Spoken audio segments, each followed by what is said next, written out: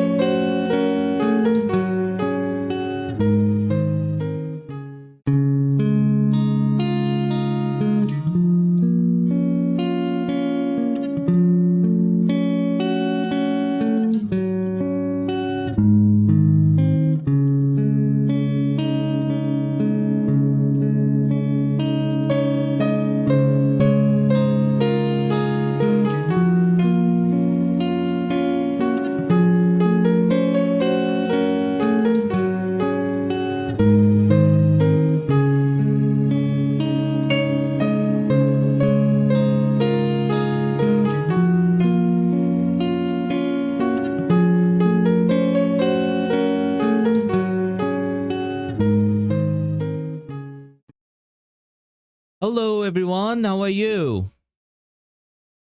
কেমন আছেন সবাই? দেখতে পাচ্ছি অনেকে জয়েন করে ফেলছে অলরেডি ক্লাসে। Welcome to the class tonight. সবাইকে ক্লাসে স্বাগতম।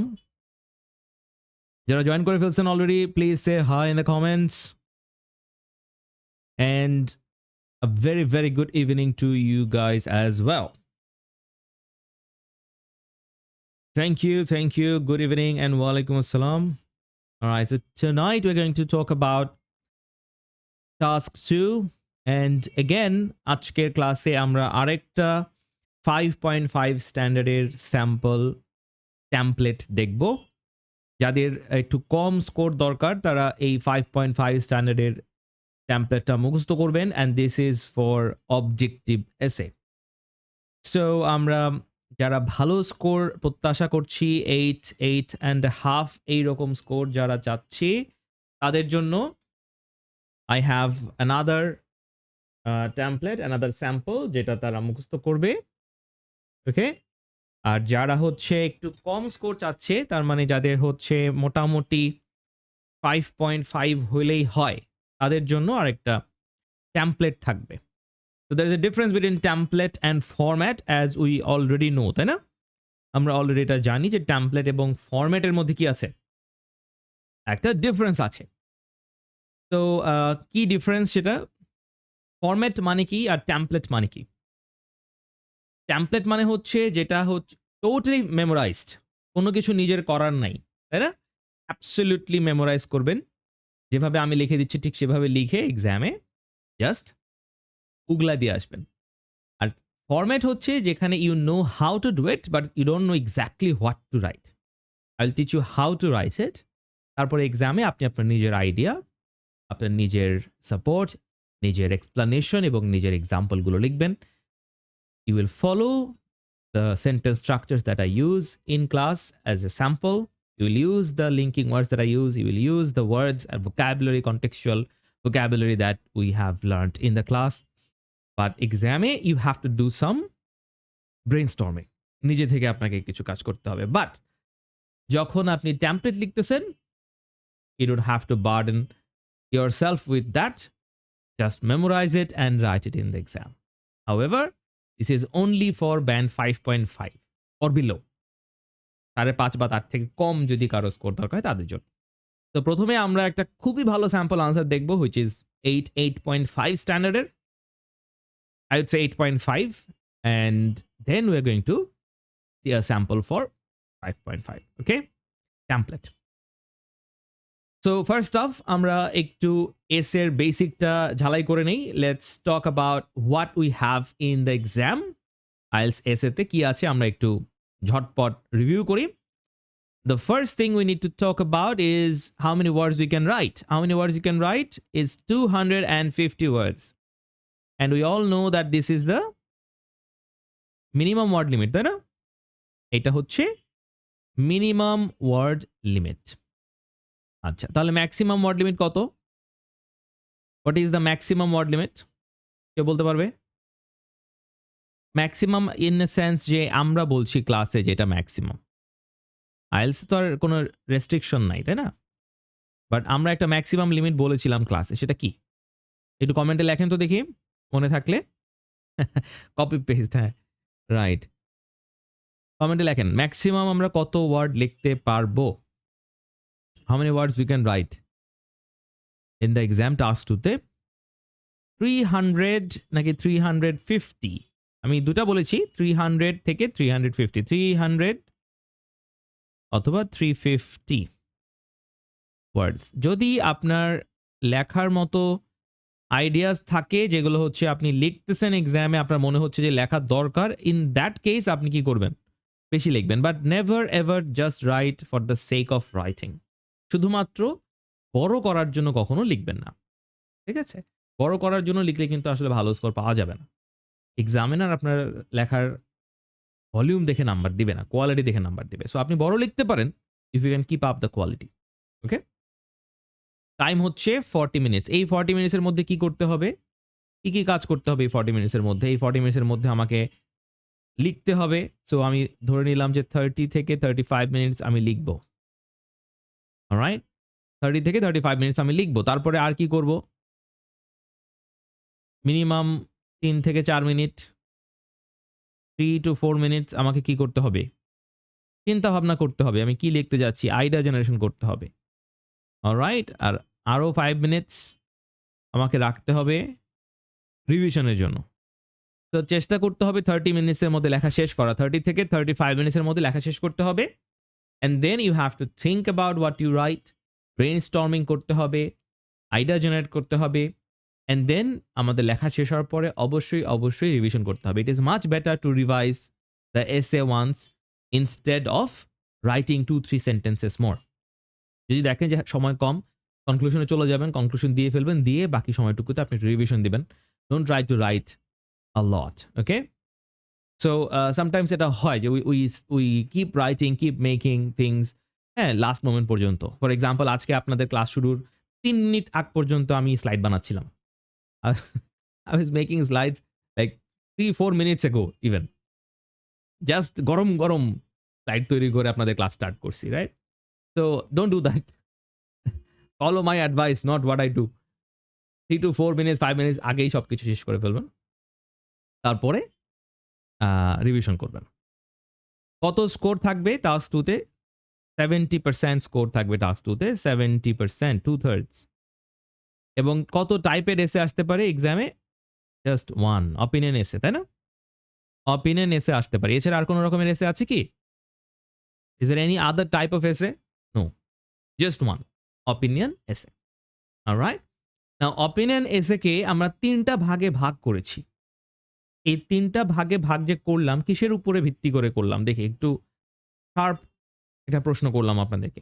এই যে অপিনিয়ন এসেটাকে আমরা ৩ ভাগে ভাগ করেছি, আমরা আগের ক্লাসে আলোচনা করেছিলাম এটা।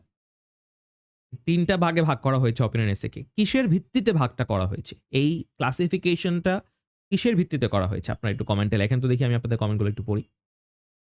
কিসের ভিত্তিতে করা হয়েছে? দেখেন, বেসড অন হোয়াট? কিসের ভিত্তিতে এই ক্লাসিফিকেশনটা করা হচ্ছে অপিনিয়ন এসের? বলেন।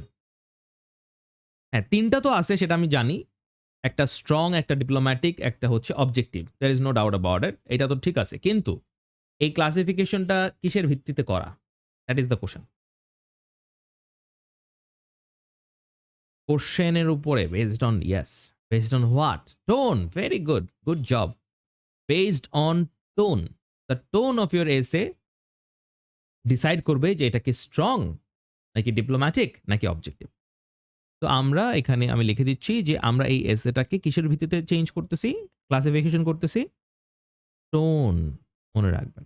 কথা বলার যেরকম টোন থাকে, লেখারও কি থাকে? টোন থাকে। আপনার লেখা থেকে বোঝা যাবে যে আপনি কি করতেছেন। কতটুক আপনার আপনার মতামতটা বা আপনার ফিলিংসটা কেমন। তাই না? আমি যদি বলি যে, "let's go to A party" আপনি বললেন, "yes, let's go. It's gonna B a wonderful party." এটা এক রকমের রেসপন্স। আবার যদি বলেন যে, "ওকে, লেটস গো।" এটাও একটা রেসপন্স। দুটাতেই আপনি এগ্রি করেছেন যাওয়ার জন্য। বাট দুটার মধ্যে enthusiasm এর কি আছে? অনেক ঘাটতি, অনেক ডিফারেন্স আছে। Alright? So, based on how you present your opinion, I say again, I repeat, based on how you present your opinion, whether you present it in the introduction, whether you present it in the conclusion, whether you don't present any clear opinion at all and just offer a suggestion or a recommendation, we have decided that opinion essay should be divided into 3 different types. Alright? 3 types এর opinion essay আমরা decide করেছি based on the way you present your opinion. প্রথমটা হচ্ছে strong, পরেরটা হচ্ছে diplomatic, আর লাস্টটা হচ্ছে objective. 3 types. ওকে? Strong অপিনিয়নের ক্ষেত্রে আমরা ইন্ট্রোডাকশন নেই, আমাদের মতামতটা দিয়ে দেই। আমার অপিনিয়নটা কোথায় থাকবে? ইন্ট্রোডাকশনে। ইন্ট্রোতেই আমরা কি করব? আমাদের অপিনিয়নটাকে ক্লিয়ারলি বলে দিব। কোন রকমের ঘাপলা রাখা যাবে না। ডিপ্লোম্যাটিক এসেতে আমরা আমাদের অপিনিয়নটা কনক্লুশনে বলব। কনক্লুশন। অবজেক্টিভ এসেতে আমরা ক্লিয়ারলি আমাদের অপিনিয়নটা ইন্ট্রোডাকশনে বলব না, কনক্লুশনে বলব না। কনক্লুশনে আমরা আমাদের সাজেশন দিব। তো not really an clear opinion, but rather a suggestion. Suggestion in the conclusion. কি করা উচিত বলে আমি মনে করি সেটা। হাতে লেখা পড়তে পারছেন? Can you read the handwriting? Right, thank you. তাহলে আমরা এই যে অবজেক্টিভ এসে যেটা আমি বলছি, অবজেক্টিভ এসে যেখানে আমরা সাজেশন দিব। অবজেক্টিভ এসে টাইপ কয়টা? অবজেক্টিভ এসে ৩ টা কোয়েশ্চেন টাইপ হইতে পারে। কেউ কি বলতে পারবে? যে এই অবজেক্টিভ এসের প্রশ্নগুলো কি টাইপের? এটা আমি কিন্তু অবজেক্টিভ এসের ক্লাসে বলেছি। অবজেক্টিভ এসের মধ্যে কি, কি প্রশ্ন আসতে পারে? কেউ বলতে পারবে? একটু দেখি কমেন্টে, একটু কষ্ট করে কমেন্টে লিখে দেন তো দেখি। অবজেক্টিভ এসের কয়টা প্রশ্ন টাইপ হতে পারে? লেখেন।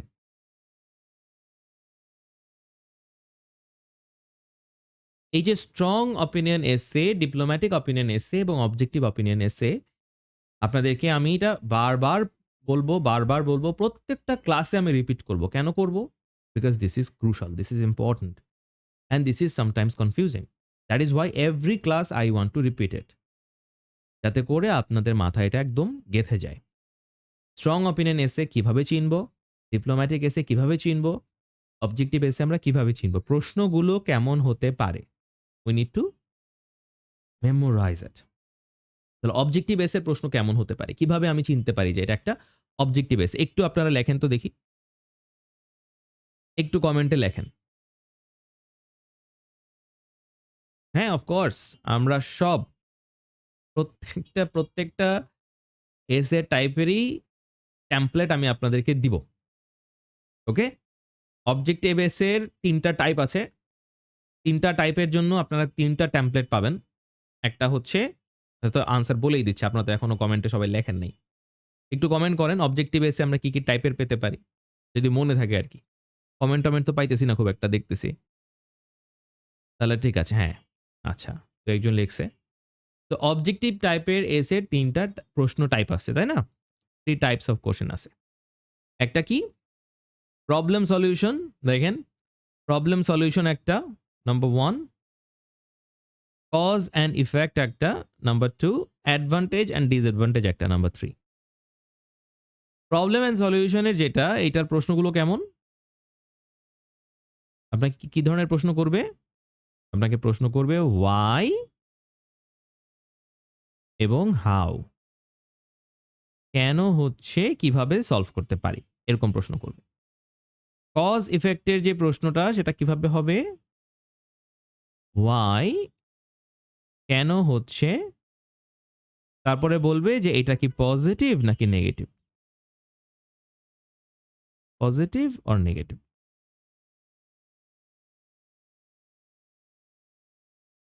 আর অ্যাডভান্টেজ ডিসঅ্যাডভান্টেজ যে প্রশ্ন করবে সেটা কি হবে? অ্যাডভান্টেজ ডিসঅ্যাডভান্টেজ প্রশ্ন হবে what. What are the advantages and disadvantages. Okay? আমি শর্টকাটে এডি আর ডিসএডি লিখলাম।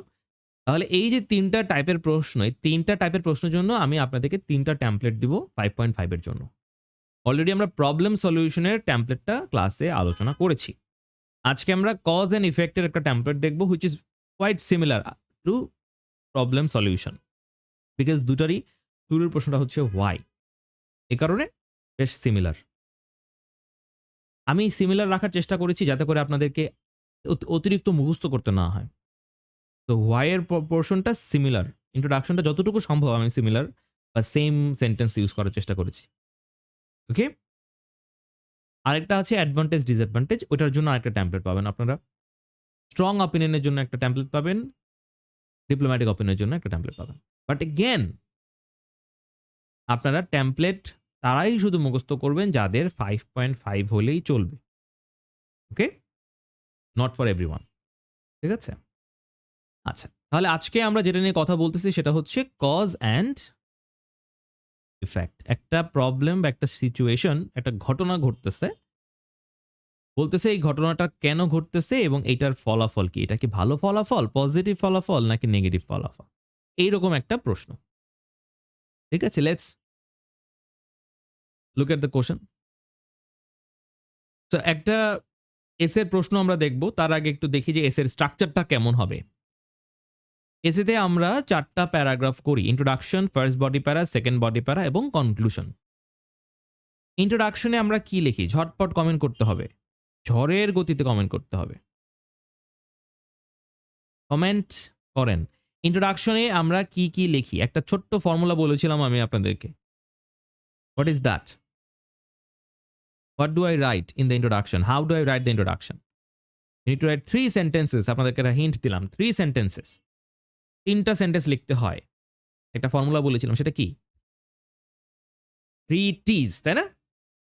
3 T's। ১ম টিটা হচ্ছে টপিক। সেকেন্ড টি হচ্ছে tone. The last one is thesis. Topic, tone, topic কি করতে হয়? প্যারাফ্রেজ করতে হয়। টোনে কি করতে হয়? নিজের মতামতটা বলতে হয়। অথবা মেইন পয়েন্টটাকে বলতে হয় যখন আমরা অবজেক্টিভ এসে লিখতেছি। আর থিসিসের মধ্যে কি করতে হয়? পারপাস, তাই না? পারপাস অফ দি এসে। কেন লিখতেছি এই এসেটা সেটা ব্যাখ্যা করতে হয়। তাহলে 3T আবারও ব্যাখ্যা করতেছি। 3T ভালোভাবে খেয়াল করেন। ১টা হচ্ছে, ১ম বাক্যটা হচ্ছে টপিক। টপিকটা কোত্থেকে পাবো আমরা? প্রশ্নে দেওয়া থাকবে। প্রশ্নে যে টপিকটা দেওয়া আছে সেটাকে কি করতে হবে?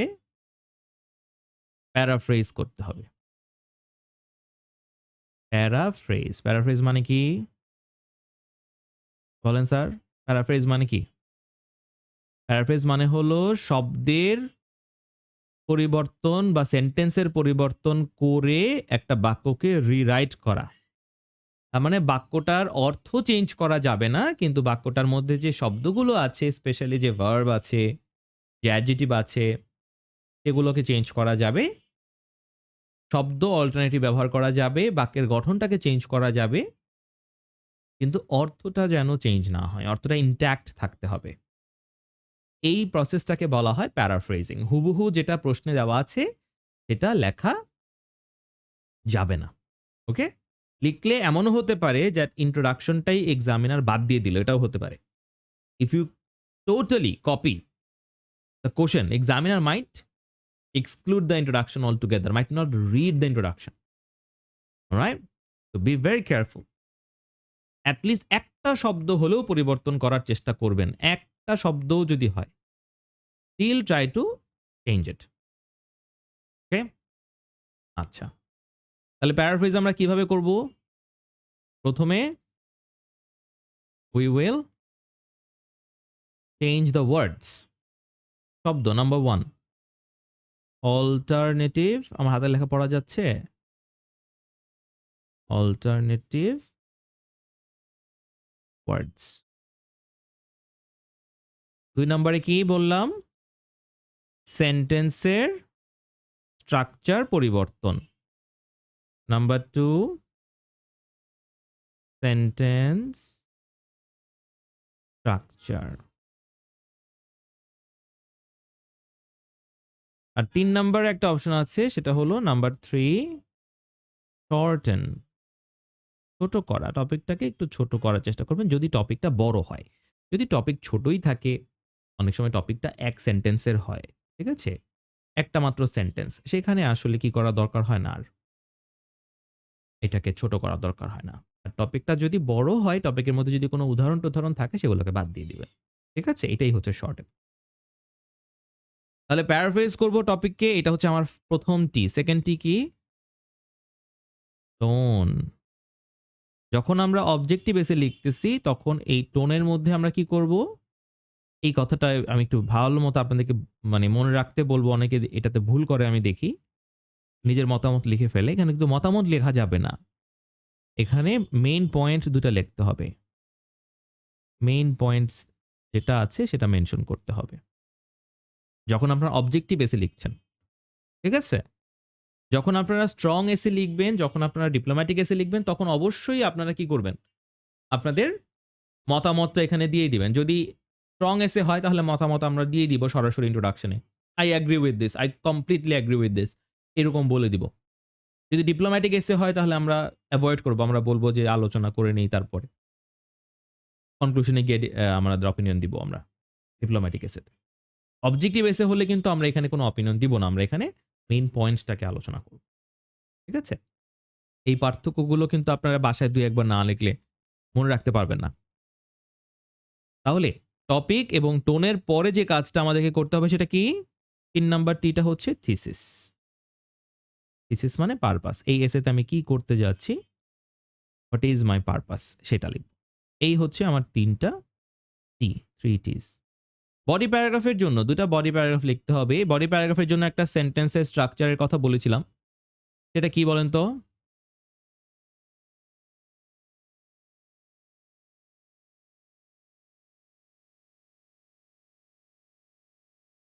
বডি প্যারাগ্রাফের জন্য একটা সেন্টেন্সের স্ট্রাকচার বলেছিলাম। একটা প্যারাগ্রাফের গঠন বলেছিলাম।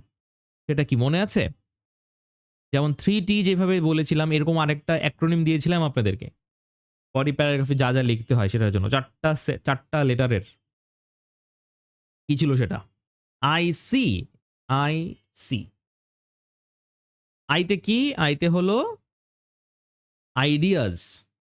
I for idea, S for support, E for explanation and the last E is for example. ৪ টা জিনিস। প্রথমে আমরা ব্রেইনস্টর্ম করে যে আইডিয়াগুলো বের করেছি সেটা আমরা একটা সেন্টেন্সে লিখব, ফার্স্ট সেন্টেন্সে বডি প্যারাতে। আইডিয়া। এই আইডিয়াটাকে আমরা প্রশ্ন করব। কেন হলো? কিভাবে হলো? হাউ? হোয়াই? So what? প্রশ্ন করব আইডিয়াটাকে। আপনি বললেন Brazil is the best team. এটা আপনার idea. Why Brazil is the best team? কেন ব্রাজিল বেস্ট টিম?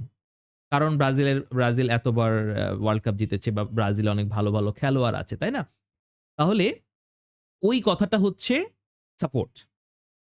ওকে? তাহলে সাপোর্ট কি? সাপোর্ট হচ্ছে আপনি আইডিয়াটাকে প্রশ্ন করলে যে উত্তর পাচ্ছেন। আপনি বললেন Brazil is the best team. এটা আপনার মতামত, আপনার আইডিয়া। কেন ব্রাজিল ভালো? অনেকবার ওয়ার্ল্ড কাপ জিতেছে, ভালো প্লেয়ার আছে। এটা হচ্ছে সাপোর্ট। আরেকটু এক্সপ্লেইন করেন।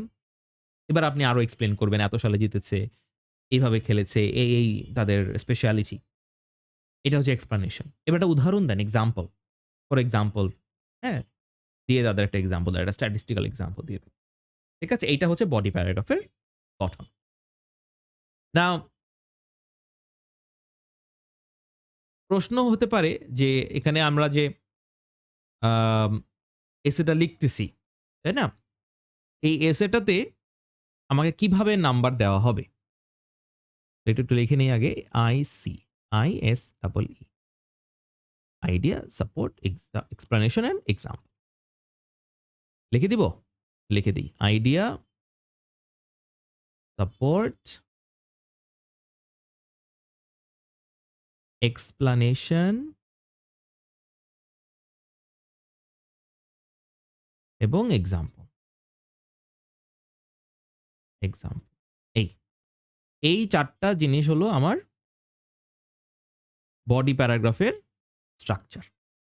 এই যে এসেটা আমরা লিখি, এই এসেটাতে আমাদের ৪ টা জিনিসের উপরে নাম্বার দেওয়া হয়। যখন আমরা এসে লিখি আমাদের ৪ টা জিনিসের উপরে আমাদেরকে মার্কিং করে। একটা হচ্ছে টাস্ক রেসপন্স, আরেকটা হচ্ছে গ্রামাটিক্যাল রেঞ্জ অ্যান্ড অ্যাকুরেসি, আরেকটা হচ্ছে লেক্সিক্যাল রিসোর্সেস, আরেকটা হচ্ছে কোহেরেন্স অ্যান্ড কোহেশন। ৪ টা জিনিসের উপরে আমাদেরকে নাম্বার দেওয়া হয়। আপনারা দেখবেন যে পরীক্ষার হলে খাতার মধ্যে ৪ টা বক্স থাকবে। আপনারা যে খাতায় পরীক্ষাটা দিবেন, দেখবেন সেই খাতার নিচে ৪ টা বক্স আছে এবং লেখা থাকবে যে এটা শুধুমাত্র এক্সামিনারদের ব্যবহারের জন্য। Only for examiners use. তো এই ৪ টা ঘর হচ্ছে এই যে ৪ টা কথা আমি বললাম। একটা হচ্ছে টাস্ক রেসপন্স, টাস্ক রেসপন্স। আরেকটু উপরে লিখি টাস্ক রেসপন্স। রাইট? ১ম টা।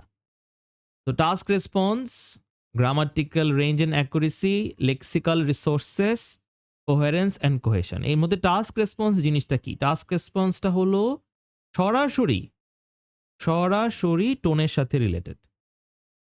এই যে টোন যেটা, লেখার যে টোন, এটার সাথে রিলেটেড টাস্ক রেসপন্সটা। ওকে?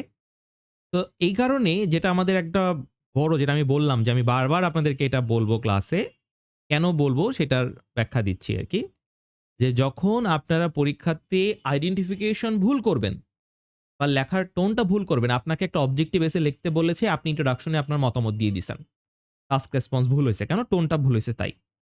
আপনি একটা স্ট্রং অপিনিয়ন এসে লিখতেছেন কিন্তু আপনি ইন্ট্রোডাকশন এ আপনার মতামত দেন নাই। টোন ভুল হইছে, তাই না? টোনে আপনার মতামত দেওয়ার কথা ছিল, আপনি দেন নাই। টাস্ক রেসপন্স এ আপনার নাম্বার কম আসবে। আপনি যদি ডিপ্লোম্যাটিক এসে লেখেন এবং ইন্ট্রোডাকশন এ আপনি আপনার মতামত আগেই বলে দেন এবং খুব স্ট্রংলি বলে দেন, তাহলেও ভুল হবে। কারণ আপনার ডিপ্লোম্যাটিক এসেতে অপিনিয়ন আসার কথা কনক্লুশনে। সেখানেও আপনি কি করছেন? টাস্ক রেসপন্স এ কম নাম্বার পাচ্ছেন। যখন টাস্ক রেসপন্স মানে একেবারে গোড়াতেই গলদ হবে, মানে ফার্স্ট মার্কিং ক্রাইটেরিয়াতেই আপনি কম পাবেন, তখন সবগুলোর উপরেই আপনি ওভারঅল নেগেটিভ মার্কিং খাবেন। খুব বেশি ভালো স্কোর আপনি আর পাবেন না। Examiner will lose interest. Trust me, examiners don't check your paper as thoroughly as you might like to. Right? আপনি তাদেরকে যতটা মানে যদি ভাবেন যে সে অনেক সময় নিয়ে আপনার খাতাটা দেখবে, it's not that. 7 to 8 minutes per paper according to the examiners. এক্সামিনারদের কথা বলতেছি, আমার নিজের মতামত দিচ্ছি না। এক্সামিনারদের সাথে সেমিনার ছিল, সেখানে এক্সামিনারদেরকে প্রশ্ন করেছি, এক্সামিনারদের কাছ থেকে এই উত্তর পেয়েছি। আমাদের একটা গ্রুপ আছে ফেসবুকে, যেখানে সরাসরি IELTS এক্সামিনারদের সাথে একটা গ্রুপ আছে। এখানে বিভিন্ন এক্সামিনার আছে যারা অ্যাক্টিভলি ব্রিটিশ কাউন্সিলের এক্সামিনার। একজন সাউথ আফ্রিকার, একজন ইউকের, আ ইউকের মনে হয় ৩ জন আছে ওইখানে। মারিয়ানা আছে, তারপরে আরো কয়েকজন আছে। মারিয়ানার সাথে বেশি যোগাযোগ হয়। তো ওই গ্রুপটাতে আমাদের উইকলি বিভিন্ন রকমের অ্যাক্টিভিটি থাকে। আমরা কিভাবে পড়াচ্ছি, কি পড়াচ্ছি, আমরা নিজেদের আইডিয়া শেয়ার করি। বিভিন্ন রকমের পোলিং হয় যে কি করা উচিত, কিভাবে স্টুডেন্টদেরকে আরেকটু ভালো সার্ভিস দেওয়া যায়। বিভিন্ন রকমের আলোচনা হয়। অ্যান্ড মানে আমাদের আ মান্থলি একটা কনফারেন্স থাকে Zoom এ। সো সব বিষয় নিয়ে এটা শিডিউল ওয়াইজ হয় এটা। রেগুলার। মানে এক্সামিনারদের সাথে আমাদের রেগুলার কনভারসেশন হয়। এখানে আমি আছি আরো আম মানে ইন্ডিয়া এবং আরো অন্যান্য কান্ট্রির এক্সামিনাররাও আছে। সো এক্সামিনারদের মতামতে যে তারা ১০ থেকে ১২ মিনিট মানে ৬ থেকে ৭ থেকে ১০ মিনিট হচ্ছে একেকটা খাতায় তারা সময় দিতে পারে। এর থেকে বেশি সময় তারা দিতে পারে না। সো খুব বেশি টাইম কিন্তু না পড়ার জন্য। তো যদি টাস্ক রেসপন্স ভুল হয়, examiner will not read the entire passage খুব কেয়ারফুলি সে পড়বে না। অলরাইট? পার্টিকুলারলি এরকম না যে আপনি একটা পেনাল্টি পেয়ে যাবেন। এমন না যে আপনার টাস্ক রেসপন্স ভুল হলো, আপনাকে নেগেটিভ মার্কিং করে দেওয়া হলো। ব্যাপারটা কিন্তু এরকম না। ব্যাপারটা হচ্ছে যে it will have a huge impact on the impression that the examiner have যে আপনার মানে টাস্ক রেসপন্সটাই ক্লিয়ার না। You will get marks for your grammar, you will get marks for your lexical resources, you will get marks for your coherence and cohesion, but task response will have a snowball effect on everything. ঠিক আছে? তো এসে identification করাটা খুবই important. ব্যাপারটা এরকম যে আমি আপনাকে প্রশ্ন করলাম যে, "আপনি কোথা থেকে আসছেন?" আপনি বললেন যে, "স্যার আমি সকালে ডিম পোচ খেয়ে আসছি।" তাইলে কি হবে? তাই না? আপনার উত্তর ভালো হলে তো লাভ নেই। আপনাকে তো আমি এই প্রশ্নটা করি নাই। আমি বলছি, "আপনি কোথা থেকে আসছেন?" আপনি বলছেন, "আপনি কি খেয়ে আসছেন?" দুটো তো টোটালি ডিফারেন্ট কথা। তাই না? টোন ঠিক হইতে হবে। সো হোপফুলি আপনারা বুঝতে পেরেছেন। আচ্ছা, এখন আমরা একটা টপিক দেখি। Let's take a topic. Objective এর একটা প্রশ্ন এখানে দিয়েছি। সবাই একটু প্রশ্নটা কষ্ট করে পড়েন। কি লেখা আছে? মন দিয়ে পড়বেন। There is a trend in some countries to get married at an older age and also to have children later in life. Why is this happening? Discuss positive and negative aspects of such trend. মিনিংটা কি দাঁড়াচ্ছে? কিছু, কিছু দেশে মানুষজন কি করে? দেরিতে বিয়ে করে। তাই না? কিছু, কিছু দেশে in some countries people get married at an older age. So কিছু, কিছু দেশ বলতে কোন ধরনের দেশ বোঝাচ্ছে? Any idea? কোন ধরনের দেশে এটা হয়? চিন্তা করেন। ডেভেলপড কান্ট্রি গুলাতে বেশিরভাগ, তাই না? আমাদের দেশগুলোতেও যে হচ্ছে না তা না। আমাদের দেশেও হচ্ছে। বাট ডেভেলপড কান্ট্রি গুলাতে আমার মনে হয় যে বেশি হচ্ছে। তাই না? তো আমরা ধরে নেই যে ডেভেলপড কান্ট্রি গুলোর কথাই হচ্ছে। ওয়েস্টার্ন কান্ট্রি গুলোর কথা হচ্ছে। সো ডেভেলপড কান্ট্রি গুলাতে people are getting married at an older age. কত সেটা? এটারও তো একটা এই এইজেরও তো কি আছে? একটা ডেফিনিশন আছে। 30 প্লাস, তাই না?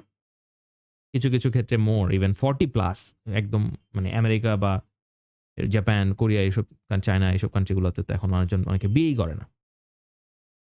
তাহলে যারা করছে তারাও অনেক বয়সে করছে এবং আল্টিমেটলি তারা বাচ্চাও নিচ্ছে অনেক পরে। Have children letter in life. Even এটা বাংলাদেশেও এখন হচ্ছে আমি যদি বলি। দেশেও যে হচ্ছে না তা না। ইউরোপ, হ্যাঁ? আ এগুলো হচ্ছে। তাহলে প্রশ্ন করেছে যে why? Why is this happening? তাই না? Why? Discuss it is a positive or a negative. এটাকে পজিটিভ এবং নেগেটিভটা বর্ণনা করতে বলছেন। যেকোনো একটা হতে পারে। পজিটিভ হতে পারে বা নেগেটিভ হতে পারে। আপনি ২ টাই বলবেন। যেহেতু অ্যান্ড বলেছে পজিটিভটাও টাচ দিবেন, নেগেটিভটাও টাচ দিবেন। বাট যেটা বেশি সেটা বেশি বলতে হবে। নেগেটিভ বেশি হলে নেগেটিভ বেশি বলতে হবে। পজিটিভ বেশি হলে পজিটিভটাই বেশি বলতে হবে। তাহলে যেহেতু এখানে কি বলল এই যে হোয়াই এবং পজিটিভ নেগেটিভ, পজিটিভ নেগেটিভ এরকম বলেছে তার মানে এটা হলো আমার কজ অ্যান্ড এফেক্ট এসে, তাই না? কজ কেন হচ্ছে? এটার ইফেক্ট কি? Cause and effect. আচ্ছা। তাহলে একটু আপনারা ব্রেইনস্টর্মিং করেন। একটু আইডিয়া লেখেন। একটু দেন আমাকে কিছু আইডিয়া যে কেন? Why do you think people are getting married later in life? কেন দেরিতে বিয়ে করতেছে মানুষ? রিজনটা একটু কমেন্টে লেখেন। ভালো, ভালো আইডিয়া দেওয়ার চেষ্টা করেন। ব্রডার অ্যাসপেক্ট এ নিজেদের দেশ বা দেশের বাইরের পার্সপেক্টিভ থেকে ভিন্ন, ভিন্ন পার্সপেক্টিভ থেকে চিন্তা করেন। যারা লেটে বিয়ে করতেছে তারা কেন করতেছে? আমি আপনাদের কমেন্টগুলো একটু পড়ি।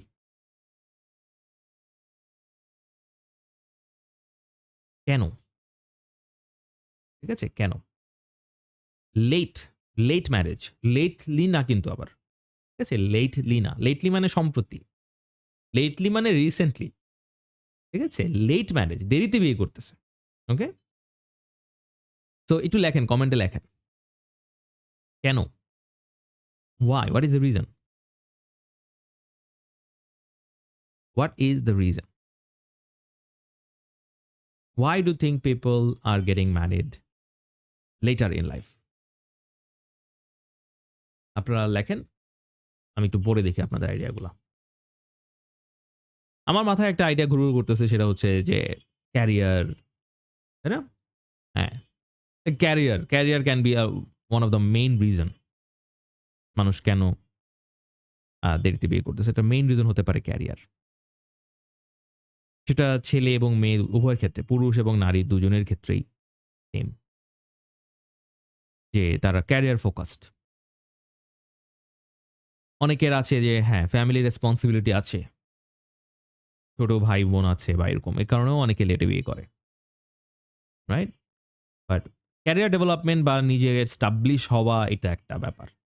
এছাড়া কি আর কোন রিজন আছে? আর কি রিজন আছে? আম ক্যারিয়ার ছাড়া, ক্যারিয়ার তো দেখলাম কয়েকজন মেনশন করেছে। ক্যারিয়ার ছাড়া এনিথিং এলস? কেন মানুষ লেটে বিয়ে করছে? এরকম কি হতে পারে যে টাকা নাই তাই বিয়ে করতেছে না? মানে ব্যাপারটা এখানে টপিকে যেটা আছে, হ্যাঁ? টপিকের ভাইবটা বুঝতে হবে। টপিকের ভাইবটা কিন্তু টাকা নাই তাই করতে পারতেছে না এরকম না। করতে পারছে না এরকম না। টপিকের ভাইবটা হচ্ছে যে করছে না। ঠিক আছে? সো টাকা নাই তাই বিয়ে করতে পারতেছি না। এটা আসলে ভালো আইডিয়া হবে না। টপিকের ভাইবটা বুঝতে হবে। আর কি হতে পারে? মানুষ লেটে বিয়ে করতেছে কেন? রেসপনসিবিলিটি নিতে চাচ্ছে না। রাইট? এনজয় করতে চাচ্ছে। সিঙ্গেল লাইফটাকে এনজয় করতে চাচ্ছে। রাইট? এটাও হতে পারে। যে সিঙ্গেল লাইফটা হ্যাঁ, মজা, ফ্রিডম। রাইট? এটাও হতে পারে। So very recently one of my female friends got married. এখন সে এখনো মেসে থাকে। আমি বললাম যে, "তুই মেসে থাকিস কেন? তো শ্বশুর মানে নিজের বাড়িতে যা। জামাইয়ের সাথে সংসার কর।" তো সে বলে যে, "না, মেস লাইফ খুব মজা। মেস লাইফ ছাড়তে ইচ্ছা করতেছে না।" মানে that's what is happening. People are trying enjoying their freedom. তাই না? শ্বশুরবাড়িতে গেলেই তো এখন সকালে উঠে নাস্তা বানাইতে হবে। এই টেনশন। তো এভয়েড রেসপনসিবিলিটি। হ্যাঁ? এটা হতে পারে। আচ্ছা। সো আম বাচ্চাও তারা লেটে নিচ্ছে, তাই না? সেইম কারণেই। বাচ্চা লেটে নিচ্ছেও একই কারণ। তারা হচ্ছে এভয়েড করতে চাচ্ছে রেসপনসিবিলিটিটা বা ফ্রিডম চাচ্ছে, ক্যারিয়ারে অ্যাডভান্স করতে চাচ্ছে। সেইম। এখন এটার কোন পজিটিভ দিক কি আছে? দেরিতে বিয়ে করার পজিটিভ দিক কি আছে? আর নেগেটিভ কি আছে? একটু লেখেন কমেন্টে। পজিটিভ কি দিক আছে, নেগেটিভ কি আছে? What is the positive and negative? একটা পজিটিভ লেখেন, একটা নেগেটিভ লেখেন তাইলেই হবে। একটা পজিটিভ, একটা নেগেটিভ লেখেন। কি আছে? নেগেটিভ আমি আমি বেশ কয়েকটা মাথায় আমার আছে নেগেটিভ। পজিটিভ খুব একটা আমি পাচ্ছি না। লেটে বিয়ে করার পজিটিভ দিক কি হইতে পারে? তো আমরা যেটা বললাম যে টাকা ইনকাম করতে পারবে বা ক্যারিয়ারে একটু এস্টাবলিশ হতে পারবে। এর বেশি তো আর তেমন কোনো পজিটিভ দিক নাই, তাই না? আমরা যেটা মানে রিজন এ যেগুলো বলেছি এগুলো মোটামুটি positive. This is why they are not getting married early. But negative আর কি হইতে পারে? What are the negative impacts? দেখেন এখানে কিন্তু ২ টা ফ্যাক্টর আছে। একটা হচ্ছে লেটার ইন লাইফ বিয়ে করতেছে এবং বাচ্চাও লেটে নিচ্ছে। তাহলে লেটে বাচ্চা নিচ্ছে এটারও কিন্তু একটা নেগেটিভ জিনিস বাইর করতে হবে। বাদ দেওয়া যাবে না। বাচ্চা লেটে নিচ্ছে এইটার নেগেটিভ কি হইতে পারে? আবার ওইদিকে মানে সংসারটা লেটে শুরু করতেছে, ফ্যামিলিটা লেটে স্টার্ট করতেছে এইটার আ নেগেটিভ কি হইতে পারে? একটু আইডিয়া দেন। Give me one idea. আমি একটু পড়ি আপনাদের কমেন্টগুলো। কেন? আম সবাই একটু লেখার চেষ্টা করেন। যারা দেখছেন আমি সবার কাছ থেকেই টুকটাক মানে আশা করতেছি। ঠিক আছে? শুধু অল্প কয়েকজন যদি ক্লাসে অ্যাক্টিভ থাকে, বাকিরা চুপ করে থাকে তাহলে তো হবে না। সবাইকে একটু এস্টাবলিশ করতে হবে। দরকার হলে বাংলায় লেখেন, কোন সমস্যা না। হ্যাঁ, পার্টিসিপেট করেন সবাই। যে আম নেগেটিভ অ্যাসপেক্ট টা কি? যদি লেটে বিয়ে করে তাহলে নেগেটিভ অ্যাসপেক্ট টা কি? লেটে বাচ্চা নেওয়ার নেগেটিভ অ্যাসপেক্ট টা কি? তাই না? আ হোয়াট ইস দ্য নেগেটিভ? মানুষজন আম তাদের ইমোশনটা কমে যায়, তাই না? যখন মানুষ একটু বয়স হয়ে যায়, when they get married after 30, 35, they lose that youthfulness, তাই না? When you are 22, 23, 25, the youthfulness, the energy that you have when you're 35, when you're 37, you're definitely not that youthful anymore. You definitely don't have that energy anymore. It might be more difficult, right? Understanding এর problem হতে পারে। When you are young, you are ready to make more compromises. You are ready to change yourself. But when you are 35, your personality is as set in stone as possible. Your personality is set in stone. মানে unchangeable. তখন কিন্তু clash হয় বেশি। People cannot modify their behaviors. People cannot change themselves. People cannot make compromises because they are too successful. They are too independent. They don't want to compromise for anyone, even for their spouses, right? So this is this leads to more unhappy marriages, divorces, right? Even infidelities. বাচ্চা হওয়ার ক্ষেত্রেও problem হতে পারে, right? They might need to take a lot of treatment. They might even need to uh, go for medical interventions, or they might even become infertile, not being able to have their own children. All of these are negatives, negative aspect of getting married, right? ঠিক আছে? So এই যে এসে গুলো, এই topic গুলো অনেকের কাছে ডিফিকাল্ট মনে হইতে পারে। পিপল মাইট সে যে এটা ডিফিকাল্ট এসে, কনসেপ্টটা ডিফিকাল্ট। বাট আমাদেরকে সব রকমের এসে চিন্তা করার ক্যাপাসিটি রাখতে হবে। We need to change our perspectives. Put yourself in a different shoe, right? An educated mind can discuss about any topic. আপনাকে যেকোনো টপিকে ডিসকাস করার জন্য একটা ওপেন মাইন্ড লাগবে। আরেকজনের পার্সপেক্টিভটা চিন্তা করতে হবে। It might not be for you. এমন হতে পারে যে এখানে ক্লাস করতেছে একজন যে মাত্র ইন্টারমিডিয়েট পাস করছে।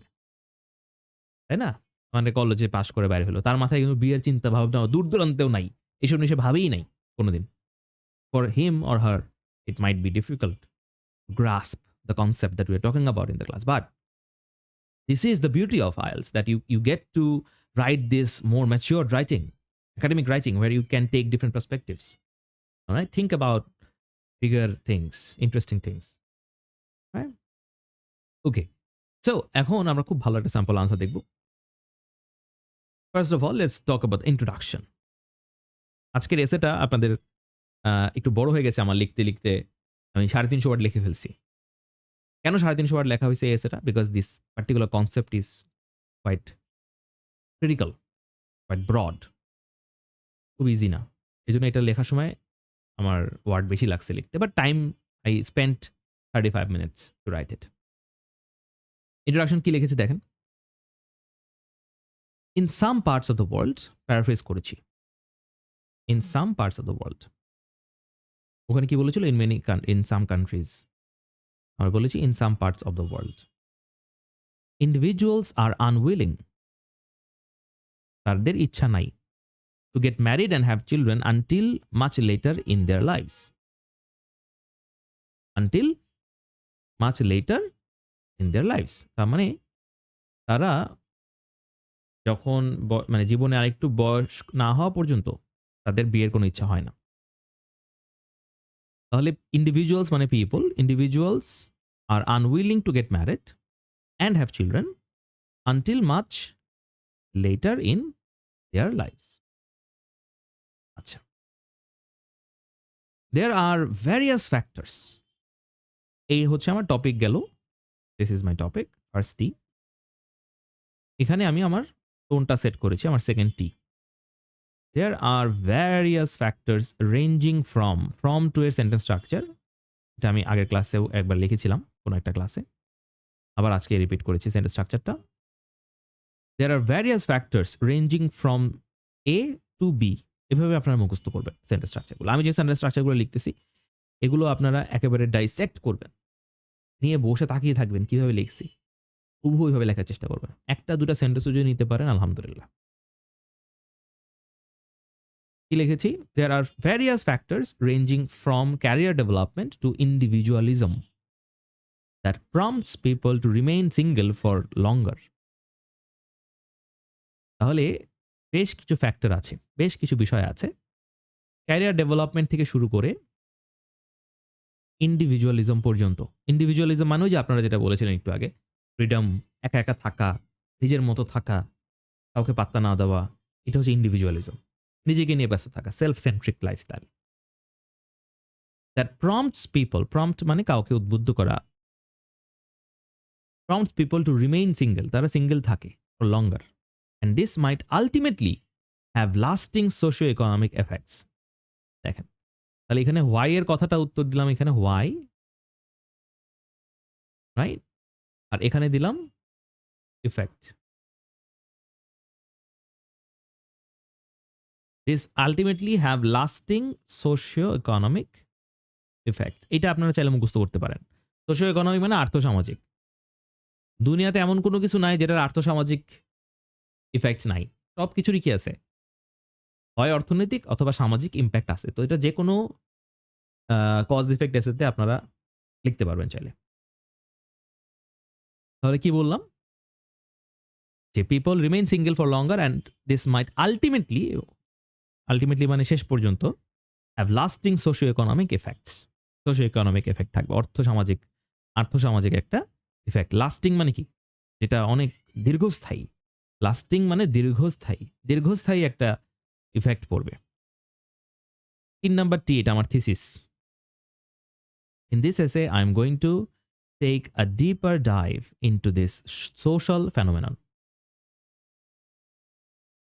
In this essay, I am going to take a deeper dive into this social phenomenon. এই যে সামাজিক একটা ঘটনা, এটা কি? এটা সামাজিক ঘটনা। এই সামাজিক একটা ডেভেলপমেন্ট। এটার মধ্যে আমরা আরো গভীরে যাব। এটা একটা ডিপার ডাইভ দিব। এখানে কিন্তু কোথাও I think, in my opinion কথাটা নাই। রাইট? ঠিক আছে? This is an 8.5 standard introduction. 8.5. কিভাবে লিখেছি? ইন্ট্রোডাকশনে টপিকটা প্যারাফ্রেজ করেছি। নিজের আইডিয়াটা কিভাবে দিয়েছি? From, ranging from this to this, দুটা হোয়াই এর উত্তর দিলাম। তারপরে হাবের উত্তর দিলাম যে এটার কিছু আর্থসামাজিক ইফেক্ট আছে। হাবের উত্তরের অংশটুকু মুখস্থ করতে পারছেন। আর হোয়াই এর যে উত্তরটা সেখানে ফ্রম এবং টু তো সেমই থাকবে যা আছে। শুধু ফ্রম এর পরের অংশটা, টু এর পরের অংশটা চেঞ্জ করবেন। বাকি কথাটা কিন্তু চাইলে কি রাখা যাবে? সেম রাখা যাবে। ওকে? বুদ্ধিমানদের জন্য ইশারাই কাফি হ্যায়। এবার ইন্ট্রোডাকশন হয়ে গেল, আমরা চলে যাচ্ছি প্রথম বডি প্যারাগ্রাফে। This is my first body para. দেখেন, পার্টি করতেছে, তাই না? ইন্ডিভিজুয়াল লাইফস্টাইল, এ করার দরকার নেই। তো এখানে কি লিখেছে একটু খেয়াল করেন। ইয়াং ইন্ডিভিজুয়ালস, যারা ইয়াং লোকজন আছে, হ্যাভ বিকাম মোর অ্যাম্বিশাস, তারা অ্যাম্বিশাস হয়েছে, and focused on their academic and professional carriers, এবং তারা তাদের একাডেমিক এবং প্রফেশনাল ক্যারিয়ারের উপরে ফোকাসড, পড়াশোনার দিকে, চাকরি বাকরির দিকে ফোকাসড। অনেকে আছে না যে পিএইচডি করতেছে, মাস্টার্স করতেছে, পড়াশোনা করতেছে, পড়ার দিকে ফোকাসড। তাহলে young individuals have become more ambitious and focused on their academic or professional carriers in recent decades, সাম্প্রতিক কয়েক দশকে। ডেকেডস মানে দশক, 10 বছর, 20 বছর। দিস মিনস, এই যে কথাটা লিখেছি, দিস মিনস, এই কথাটাই হলো কোহেরেন্স। কোহেরেন্স মানে হলো লিঙ্ক। ওকে, কোহেরেন্স কি আর কোহেশন কি আরেকবার রিপিট করছি। কোহেরেন্স মানে হলো লিঙ্কিং ওয়ার্ডের ব্যবহার, সরি ভুল বলেছি। কোহেশন মানে হলো লিঙ্কিং ওয়ার্ডের ব্যবহার। কোহেসিভ ডিভাইস বলি আমরা, ট্রানজিশনাল ওয়ার্ড বলি, লিঙ্কিং ওয়ার্ড বলি, এটা হচ্ছে কোহেশন। আর কোহেরেন্স হচ্ছে গুছিয়ে লেখা। এই যে আইসি লিখছেন না, আইডিয়া দিচ্ছেন, সাপোর্ট দিচ্ছেন, তারপর এক্সপ্লেনেশন দিয়ে আবার একটা এক্সাম্পল দিচ্ছেন, এই যে আইসি, এটাই হলো কোহেরেন্স, অর্গানাইজড থট। ওকে, রিপিট করলাম একটু আপনাদের জন্য। তাহলে in recent decades individuals, young লোকজন have become more ambitious and more focused on academic and professional careers. This means, এর মানে হলো, এর কারণে they see marriage and the subsequent responsibilities of a child as an obstacle. 8.5 স্ট্যান্ডার্ডে লিখেছি কিন্তু। এর কারণে they see marriage, তারা বিয়েটাকে দেখে, and the subsequent, এবং ফলাফলস্বরূপ পরবর্তীতে যে রেসপন্সিবিলিটিটা আসে বাচ্চার, বিয়ে করলেই তো তারপরে বাচ্চার রেসপন্সিবিলিটি আসার প্রশ্ন আসে, তাই না? বিয়ে না করলে তার বাচ্চা আসবে না। তো marriage and the subsequent responsibility, subsequent মানে পরবর্তী, বিয়ে পরবর্তী, বিয়েটাকে এবং বিয়ে পরবর্তীতে তাদের যে বাচ্চার যে দায়িত্ব, এই দায়িত্বটাকে তারা একটা বাধা হিসেবে মনে করে। See it as an obstacle. তাহলে this means that they see marriage and the subsequent responsibilities of a child as an obstacle. এটাকে তারা মনে করতেছে এটা একটা বাধা, এটা আমার অ্যাম্বিশনের মধ্যে একটা বাধা। আচ্ছা, তারপর কি লিখেছি? অবস্টিকল মানে কি বললাম? বাধা। মানে সাবসিকুয়েন্ট মানে কি বললাম? পরবর্তী। ওয়াইল, যদিও, in the past societal norm, norm মানে হলো যেটা নর্মাল, সাইটাল মানে সোসাইটি, মানে সমাজে এটা স্বাভাবিক ছিল। নর্ম মানে যেটা স্বাভাবিক, যেটা প্রচলিত একটা ট্রেডিশন, এটাকে বলা হয় নর্ম। অর্থাৎ যদিও অতীতে এইটা কি ছিল? নরমাল ছিল, সোসাইটিতে এটা স্বাভাবিক ছিল। To inspire younger people to settle down early and start a family by their mid 20s। আগে এটা কি ছিল? মানে সামাজিকভাবে এই জিনিসটাকে উৎসাহিত করা হতো যে মিড 20s মানে 25, 22, 25, হ্যাঁ, এই বয়সের মধ্যে বিয়ে করে সেটেল ডাউন হওয়ার জন্যে সামাজিকভাবে এটা করা হতো আগে, ইন দ্য পাস্ট। তারপরে আমি কি লিখেছি দেখেন, কমা দিয়ে হোয়াইল দিয়েছি, এ কারণে এখানে একটা কি আসবে? কমা আসবে। নাও it is more common to marry and have children only after building a successful career, তাই না? Building a successful career. ক্রিকেটে বিসিএস জব লিখে দেওয়া দরকার ছিল বাংলাদেশের পার্সপেক্টিভে। So have children and get married after building a successful career or a business. তার আগে এটা বলা হতো যে মানে তুমি 20s এর মধ্যে সেটেল হয়ে যাও। এখন এটা more common to get married only after you have successful career or business. Therefore, এই কারণে, এই যে দেয়ারফর কথাটা, এটা হচ্ছে একটা কোহেশন, লিঙ্কিং ওয়ার্ড, কমা আছে। ওকে, একটা কমা দিয়েছি। Remaining a bachelor well into their 30s, এ কারণে, দেয়ারফর মানে এই কারণে, as a result, remaining a bachelor well into their 30s। Well into, well into মানে কি? ওয়েল ইনটু মানে হচ্ছে যে মানে 30 না, শুধু 30-এরও অনেক সামনের দিকে, মানে 35, 36, 37 এরকম। ওয়েল ইনটু দেয়ার 30s, আগে 20-এর মাঝামাঝি মিড 20s এ বিয়ে করার জন্য সবাইকে বলা হতো, আর এখন ওয়েল ইনটু দ্য 30s, 30, 35, 36 হয়ে যাচ্ছে, বিয়ে করতেছে না। অ্যানাদার ফ্যাক্টর ওয়ার্থ মেনশনিং, এই যে এটা হচ্ছে second idea. Another factor worth mentioning is the shift towards individualistic lifestyle. Shift towards মুখস্থ করেন, শিফট টুয়ার্ডস। আরেকটা ফ্যাক্টর যেটা উল্লেখযোগ্য সেটা হলো এই যে ইন্ডিভিজুয়ালিস্টিক যে ছবিটা এখানে আমি দিয়েছি আপনাদেরকে, যে নিজের মতো করে বাঁচার, নিজের মতো করে যা মন চায় তাই করার একটা lifestyle. Young men and women, দুজনকেই বলেছি, young men and women prefer to remain free and unburdened by wedlock. Wedlock মানে হলো বিয়ে। ওয়েডিং বলি না আমরা, ওয়েডিং, ওয়েডিং ওটাকে বলা হয় ওয়েডলক। হ্যাঁ, ওয়েডিং করলে তো এটা লক হয়ে গেল, তাই না? বলছে দে আর আনবার্ডেন্ড, তারা বার্ডেন হতে চায় না ওয়েডলক দিয়ে। They want to remain free in order to enjoy their lives in their own terms. In their own terms একটা phrase, in their own terms মানে নিজের মতো করে, নিজের মতো যা ইচ্ছা তাই করা, নিজের মতো করে বাঁচতে চাচ্ছে। In some developed countries, এবার আমরা কি দিচ্ছি? এক্সাম্পল দিচ্ছি। তাহলে একটু খেয়াল করেন। ইয়াং থেকে শুরু করে এই যে ডেকেডস পর্যন্ত এটা ছিল আমার আইডিয়া। তারপরে এই দিস থেকে শুরু করে অবস্টাকল পর্যন্ত এটা ছিল আমার সাপোর্ট। তারপরে এই হোয়াইলের পর থেকে আমরা এক্সপ্লেনেশন দিয়েছি। এক্সপ্লেনেশন ২ টা সেন্টেন্স লিখেছি আমরা। তারপরে আমরা সেকেন্ড আইডিয়া দিয়েছি। এখানে আবার আমরা কি করেছি? আরেকটা আইডিয়া দিয়েছি। সেই আইডিয়াটার আবার একটা সাপোর্ট দিয়েছি। এবং এখন আমরা একটা এক্সাম্পল দিব। In some developed countries like Japan for instance, এই যে ফর ইনস্ট্যান্সটা হচ্ছে এক্সাম্পলের একটা linking word.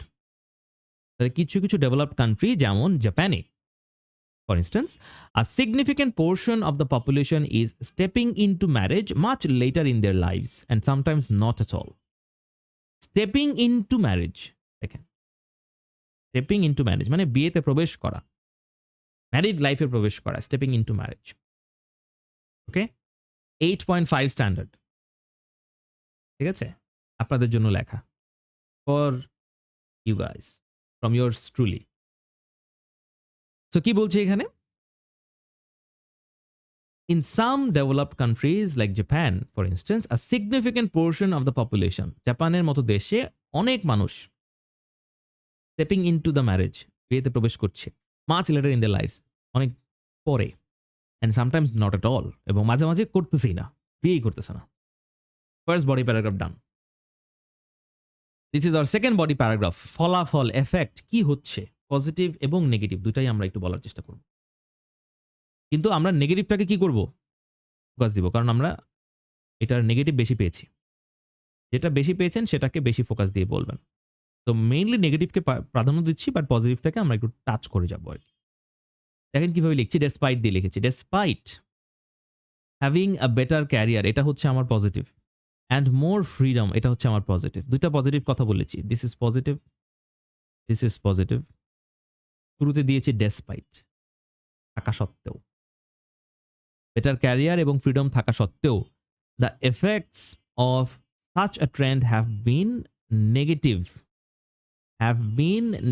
for the most part, বেশিরভাগের ক্ষেত্রেই এফেক্টটা negative. Individuals can pursue personal goals, আবারও পজিটিভ দিয়েছি, পার্সোনাল গোলস, পারসু মানে এটার পেছনে ছোটা, পার্সোনাল গোলস অ্যাচিভ করতে পারতেছে, এটা ভালো জিনিস। And save money, save more money, এটাও positive. as they do not have marital responsibilities, তাদের যেহেতু বৈবাহিক কোনো দায়িত্ব নাই, এই কারণে তারা সেভ মানি করতে পারতেছে, পার্সোনাল গোলকে পারসু করতে পারতেছে। হাউএভার, দেখেন আবারও হাউএভার, এই জিনিসটা ভালোভাবে একটু বুঝাই দিই। ডেসপাইট দিয়ে কি সত্ত্বেও বুঝায় না, মানে আমি যদি ডেসপাইট দিয়ে কোনো কথা শুরু করি তার মানে কি আমি নেগেটিভ, তাই না? আপনি অনেক ভালো লিখেছেন, তা সত্ত্বেও এরপরে কি বলবো? নেগেটিভ কিছু বলবো, আপনার স্কোর ভালো আসছে নাই, তাই না? যদিও ডেসপাইটের মতো একটা কি আছে, যদিও আপনি চেষ্টা করেছেন, এই কথাটা বলার মানে কি? এই কথাটা বলার মানে হচ্ছে যে আপনার আসলে কি হয় নাই, চেষ্টার ফলাফল আসে নাই, তাই না? যদিও আপনি চেষ্টা করেছেন শুনলেই আপনি বুঝে যাবেন যে আসলে আপনার চেষ্টাটা সফল হয় নাই। সফল হলে আমি কখনোই বলতাম না যদিও আপনি চেষ্টা করেছেন। তার মানে যখনই আপনি ডেসপাইট, অলদো এগুলো দিয়ে বাক্যটা শুরু করতেছেন, তার মানে হচ্ছে আপনি নেগেটিভ একটা এফেক্টের কথা বলতে চাচ্ছেন। ওকে? এখানে আরেকটা বলেছি কি হাউএভার দিয়েও আমরা কি করি? কথাটাকে চেঞ্জ করি। তাহলে আমরা বললাম যে হ্যাঁ, আপনি পার্সোনাল গ্রোথ পাবেন, পার্সোনাল গোল অ্যাচিভ করতে পারবেন, আপনি মানি সেভ করতে পারবেন। However young unmarried people are living lonely and hedonistic lives. হেডোনিস্টিক শব্দগুলো নতুন আপনাদের জন্য আমি জানি। হেডোনিস্টিক মানে কি? হেডোনিস্টিক মানে হলো দুনিয়ার পেছনে ছোটা আরকি। মানে ধরেন কনজিউমারিজম, জাস্ট ভোগ বিলাস। এটাকে বলে হেডোনিস্টিক, ভোগ বিলাস। ওকে? তাহলে যারা হচ্ছে আনম্যারিড, ইয়াং আনম্যারিড লোকজন আছে, পিপল আছে, তারা আসলে কি লোনলি। দে আর লোনলি। দেখেন না এই যে মেয়েটা দেখেন। দেখছেন? কত দুঃখ তার। চোখ দিয়ে পানি পড়তেছে। দেখছেন? তাহলে এরা কি করতেছে? খুব লোনলি এবং ভোগ বিলাসের জীবনযাপন করতেছে। while those getting married much later এবং যারা দেরিতে বিয়ে করতেছে are dealing with infertility and infidelity. যারা বিয়ে করে নাই, ইয়াং এবং আনম্যারিড তারা হচ্ছে লোনলি এবং হেডোনিস্টিক, নেগেটিভ। আর যারা দেরিতে বিয়ে করতেছে তাদের সমস্যা হচ্ছে তারা ইনফার্টিলিটি এবং ইনফিডেলিটিতে ভুগতেছে। বিবাহ বহির্ভূত রিলেশনশিপ অথবা বাচ্চা হচ্ছে না, ফর ইনফার্টিলিটি। এই ধরনের প্রবলেম ফেস করতেছে। Happiness level dropped, divorces went up, and the very fabric of our society, social existence is under threat. Okay? তাহলে হ্যাপিনেস লেভেল কমে গেছে, ডিভোর্স বেড়ে গিয়েছে, অ্যান্ড আমাদের যে সোশ্যাল যে এক্সিস্টেন্স, এই এক্সিস্টেন্সটাই একটা থ্রেটের মধ্যে পড়েছে। ওকে? আচ্ছা। তো এটা এখানে একটু কারেকশন করে দেই। এগুলোকে আমি ইয়ে বানিয়ে দিই, পারফেক্ট টেন্স করে দিই। লেভেল হ্যাজ দিয়ে দেই, ডিভোর্সেস হ্যাভ দিয়ে দেই। ঠিক আছে?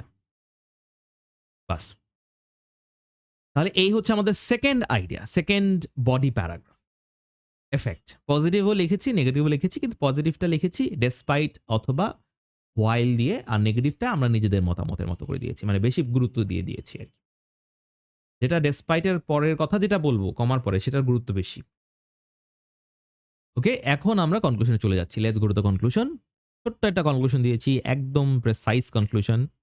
To conclude, I think ম্যারিং early results in a much happier life. আমি বিশ্বাস করি যে দ্রুত বিয়ে করলে, আর্লি বিয়ে করলে লাইফ হ্যাপি হয় অ্যান্ড হেলদিয়ার চিলড্রেন পাওয়া যায়। Therefore young people should make getting married and starting A family a priority. ঠিক আছে? সো আমার মতামত যে to conclude, I think ম্যারিং early results in a much happier life and healthier children. আমার মনে হয় যে আগে বিয়ে করলে, দ্রুত বিয়ে করলে লাইফ হ্যাপি হবে এবং সুস্থ বাচ্চা কাচ্চা পাওয়া যাবে। দেয়ারফর ইয়াং পিপল, যারা ইয়াং আছে, should make getting married and starting A family,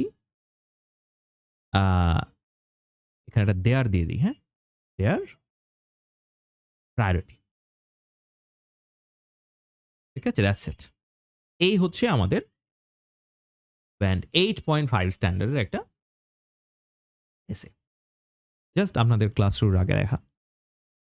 so এখানে যে সেন্টেন্স স্ট্রাকচারগুলো, আমাকে সেদিন একজন স্টুডেন্ট বলছিল যে, "স্যার, আপনি যে স্যাম্পল আনসারগুলো লেখেন এগুলো তো অনেক অ্যাডভান্সড ভোকাবুলারি, অনেক, এটা তো স্যার আমার পক্ষে সম্ভব না, আমি তো এভাবে পারব না।" আপনারা কনসেপ্টটা ক্লিয়ার হন। এই যে স্যাম্পল আনসারটা কষ্ট করে আপনাদের জন্য লিখেছি 8.5 এর জন্য। কেন লিখেছি? এই কারণে না যে আপনারা আমার মতো করে লিখবেন। এটাই লিখবেন। পরীক্ষাতে এই এসেটা আসবে না। এই স্যাম্পল আনসারটা লেখার উদ্দেশ্য হচ্ছে যে আপনারা এখান থেকে একটা সেন্টেন্স, একটা শব্দ, যার যেটা পছন্দ হয় সেটাকে আপনারা অ্যাডপ্ট করবেন।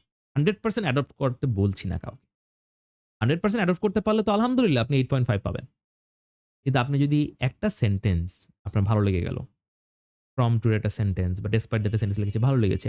কোনো একটা শব্দ লিখেছি এটা ভালো লেগেছে। এটা বানানটা আপনি শিখেছেন। এই শব্দটা আপনি পরীক্ষায় কাজে লাগাতে পেরেছেন। এই বাক্যটা আপনি পরীক্ষায় কাজে লাগাতে পেরেছেন।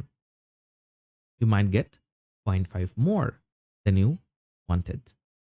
এরকম অনেকবার হয়েছে যে আমার স্টুডেন্ট আ পরীক্ষার আগের দিন সাপোজ তার সাথে আমার একটু কথা হয়েছে।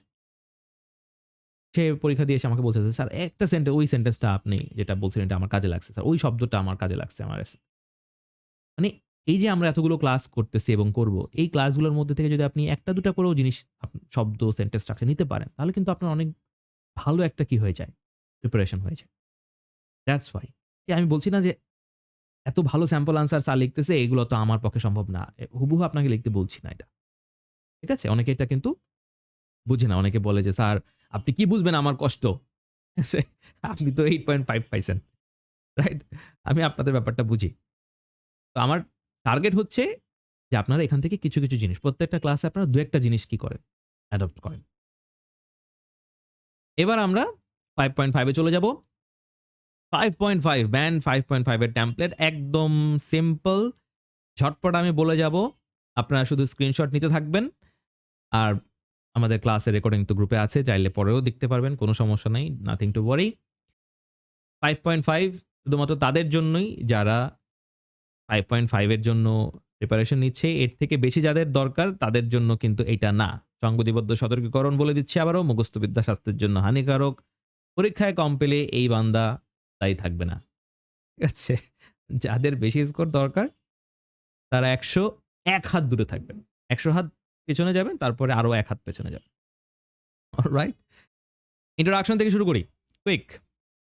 This is quite a contemporary issue and no doubt is no doubt full of food for thought. A closer look reveals that a range of factors trigger it and it has some serious consequences. Just এই জায়গাটুকু পরিবর্তন করেছি। বাকিটা আগেরটার ইন্ট্রোডাকশনের সাথে totally same. মুখস্থ করে ফেলবেন। প্রথম body paragraph. A number of forces can be held accountable for it. Undoubtedly, first idea দিবেন is the root cause of it. প্রথমটা কি? ওই যে ক্যারিয়ার। তাই না? Having a successful career is the root cause of it. If we look around, it is clearly understood. আমরা যদি আশেপাশে তাকাই আমরা পরিষ্কারভাবে বুঝতে পারবো why it is happening. As a result, we may see many social and economic impacts. Besides, people may not be aware of the negative outcomes. However, by the time they understand, it might be too late. In addition, experts on these matters are also complacent. There are hardly any guidelines on it, so this becomes more and more common. For example এই উদাহরণটা আপনারা নিজেরা দিবেন। তাহলে এই আইডিয়াটা আর এই এক্সাম্পলটা এটা আপনাদেরকে নিজেদেরকে পরীক্ষায় লিখতে হবে। রাইট? স্ক্রিনশট নিয়ে নেন অথবা এটা তো গ্রুপে থাকবে পরে নিতে পারবেন। টানা মুখস্থ করে ফেলবেন। ঠিক আছে? সব একদম ওয়ার্ড বাই ওয়ার্ড কোনো ভুল করা যাবে না। মুখস্থ জিনিসে কোনো ভুল করা যাবে না।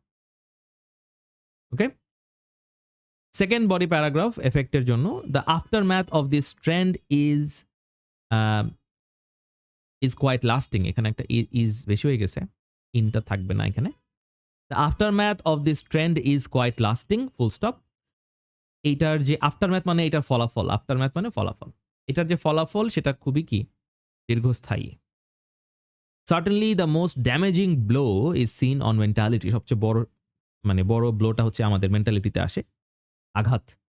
It puts pressure on social and personal life which results in stress. একদম জেনারিক কথাবার্তা। People tend to experience a poorer quality of life. Likewise, the physical health also goes through some detrimental changes. As a result, harmful lifestyle choices become more and more common. Though maybe in later life. যদিও এটা শেষের দিকে মানে harmful choices মানুষজন করে।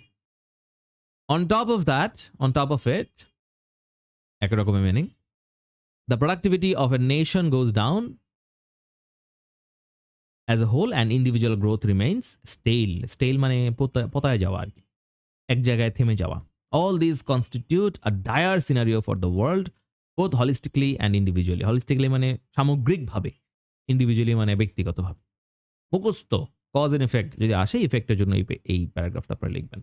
Conclusion: To sum up, there is no silver bullet for all our problems, but if we keep trying, we might be able to minimize the damage. Yes, memorized. All right? এই হচ্ছে আমাদের band 5.5 template. ঠিক আছে? So এই যে আমরা টেমপ্লেটটা লিখলাম, শুধুমাত্র 5.5 অর বিলো 5.5 5 যাদের টার্গেট আছে তারা মুখস্থ করতে পারেন। এটা হচ্ছে শুধুমাত্র কজ ইফেক্ট এস এর জন্য। অনেকেই লাস্টের টেমপ্লেটটা পাওয়ার পরে আমাকে জিজ্ঞাসা করেছে, "স্যার এটা কি সবকিছুর সাথে লিখতে পারবো?" না, আমি কিন্তু ক্লাসে ক্লিয়ারলি বলে দিয়েছিলাম। আপনারা খেয়াল করেন নাই। আবারও আজকের ক্লাসে বলছি। এই টেমপ্লেটটা শুধুমাত্র কজ ইফেক্ট এস এ আসলে আপনারা লিখবেন। Cause effect essay. কেন হচ্ছে? এটা কি পজিটিভ না নেগেটিভ? এইরকম প্রশ্ন আসলে এই টেমপ্লেটটা লিখবেন। ওকে? একেকটা এসের জন্য একেক রকমের টেমপ্লেট। বাট যেহেতু এখানে ২ টাই রিজন ছিল এজন্য ১ম প্যারাগ্রাফটা ইন্ট্রোডাকশন এবং কনক্লুশনটা কাছাকাছি রেখেছি, সেম রেখেছি যাতে করে আপনাদের নতুন করে আবার পুরোটা মুখস্থ করতে না হয়। কেন? পরীক্ষাতে একটা এসেই আসবে, তাই না? প্রবলেম সলিউশন আসলে তো আর কজ ইফেক্ট আসবে না। কজ ইফেক্ট আসলে প্রবলেম সলিউশন আসবে না। তো যেকোনো একটা মুখস্থ করলেই আপনার কাজ হয়ে যাচ্ছে। ঠিক আছে? আর বাকি সবার জন্য আমরা যেটা আজকে আলোচনা করেছি, সেই স্যাম্পল আনসারটা this one for everyone else. Alright? একটা সেন্টেন্স, একটা শব্দ আপনারা যদি আমার এই স্যাম্পল আনসারটা থেকে শিখতে পারেন, পরীক্ষায় লিখতে পারেন তাহলেই আমি ধন্য। আমার এই কষ্ট সার্থক। প্রত্যেকটা স্যাম্পল আনসার থেকে যদি আপনারা একটা শব্দ পরীক্ষায় ইউজ করতে পারেন, একটা সেন্টেন্স স্ট্রাকচার পরীক্ষায় ইউজ করতে পারেন, তাহলেই আমি সফল। I am happy. এই যে আপনাদের জন্য যে একটা স্যাম্পল আনসার লিখি, এইটার কষ্টটা আমার হালাল। ওকে? সো হুবহু লেখার কেউ চেষ্টা করবেন না। হুবহু চেষ্টা করবেন না আমার স্যাম্পল আনসারটা মুখস্থ করার। আমার স্যাম্পল আনসারটা পড়বেন। এটাকে মানে নিজের মতো করে নেওয়ার চেষ্টা করবেন যে একটা ওয়ার্ড বা একটা সেন্টেন্স স্ট্রাকচার এইটার মতো করে একটা সেন্টেন্স আমি লেখার চেষ্টা করি। ঠিক আছে? That is all I want. Alright? Thank you so much for your participation. Absolutely, absolutely happy with your responses. Thank you so much এত সুন্দর, সুন্দর কমেন্ট করার জন্য। ধন্যবাদ। রাইট। সো আজকে এই পর্যন্তই। আপনাদের সাথে দেখা হচ্ছে কবে আবার? নেক্সট ক্লাসে ইনশাআল্লাহ।